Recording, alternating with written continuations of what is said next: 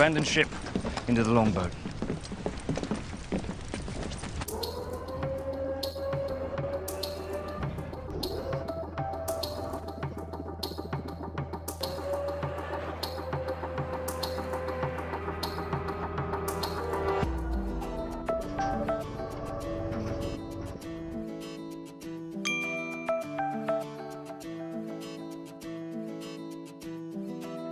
Today I'm going to show you how a lifeboat works, the life-saving equipment inside, and, well, taste emergency ration. There's a 360 version that gives you a more interactive experience, so make sure to check it out afterwards. Do note that different ships have different types and size of lifeboats. There are tons of manufacturers out there and they all make different models, either open or totally enclosed, David launched or freefall. So if you're new to a ship, make sure to read the manuals on how to operate one. It might just save your life. Ours is a David launch type. The two cradles swings out and lower the lifeboat by fall wire when activated.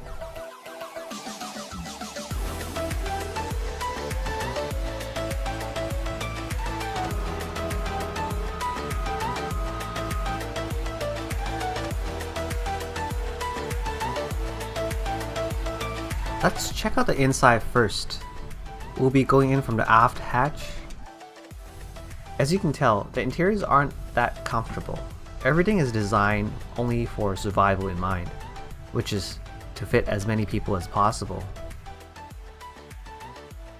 The space inside the boat is like an oval, with the center blocked off by structural reinforcements. The orange bits are padding and cushions. The lifeboat equipment is mostly stored under the seats in compartments.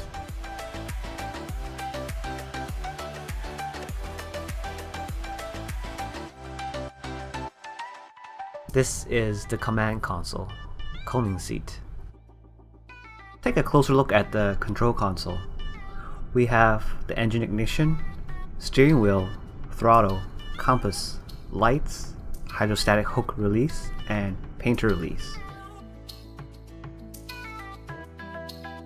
Underneath where I'm sitting is the diesel engine.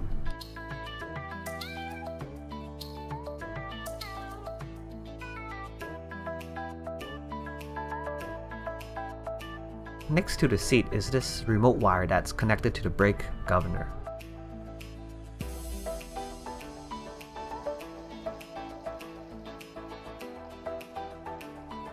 It's part of the system to lower the lifeboat, which you can do so from two locations, outside or inside the boat. No matter which way, first there's 3 securing pins that we must take out, 2 each on the cradle stoppers and 1 on the brake governor.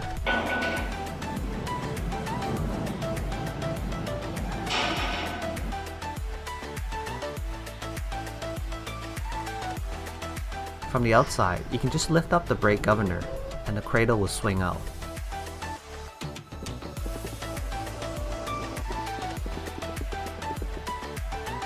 If the seas are calm, you should release an embarkation ladder and climb down.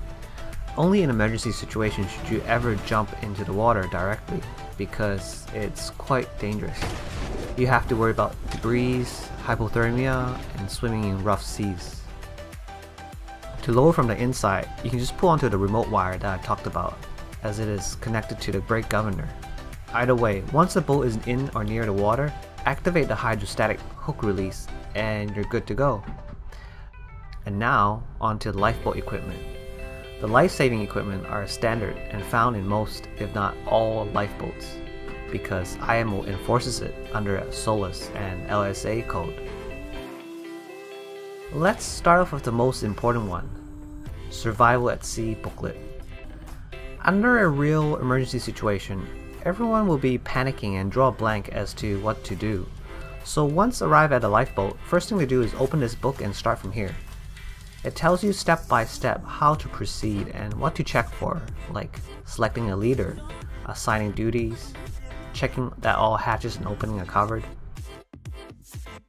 Further down the book, you've even got what fish is edible, how to navigate by stars, and what birds is which. It really has everything you need to survive at sea. The designated rescue boat will have extra life jackets, immersion chutes, and a set of towing lines made of nylon. Seasick tablets. One of the first things that the Survival at Sea book will tell you is to distribute seasick pills and take one each. Throwing up inside the lifeboat affects everyone's well-being and morale, might even cause a chain reaction. Buoyant oars, for rowing in the event the engine runs out of fuel. Boat hooks.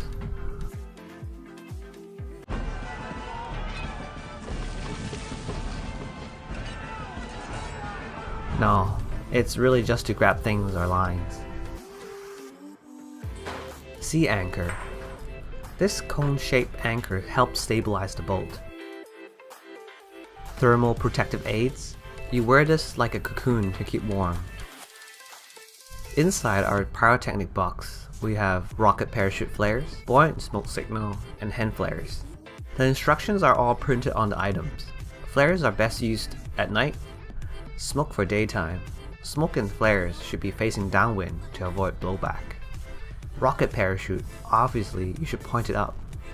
A lifeboat ration and water.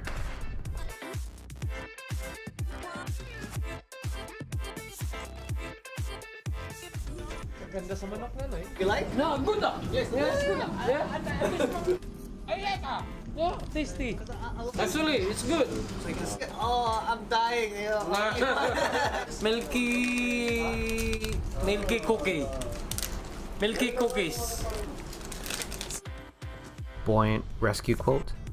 Toss it to a person in the water and pull them in.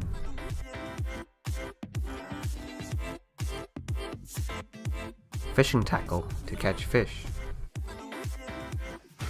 Bailer to scoop water out if water gets into the boat. First aid kit. There's all kind of medical first aid items inside. Tin openers. Measuring cup to ration water. Dipper to grab water or sample the seabed. Hatchet to chop anything. What's what? Multi-purpose jackknife for multi-purpose. You've thought of everything. Torch and spare battery. Spare whistle. Seasick bags. Signaling mirror. There's a hole at the back that is actually see-through, so during daytime you point it at the ship and wiggle it around to reflect the sun ray. Hopefully it'll catch the attention of the target ship. Life-saving signal card. It's waterproof and ours comes in English and Chinese. Bucket. Radar reflector. It's often underestimated. This small aluminum thing can actually paint a target on radar as large as a 300-meter ship. Fire extinguisher, dry powder type. Rain collector. Stick this outside when it rains and it will funnel the water through the tube. And that's it. If you like this video, make sure to give it a thumbs up, subscribe for more. And as always, if you got any questions, leave it down in the comments below, join the discussion, and I'll see you next time.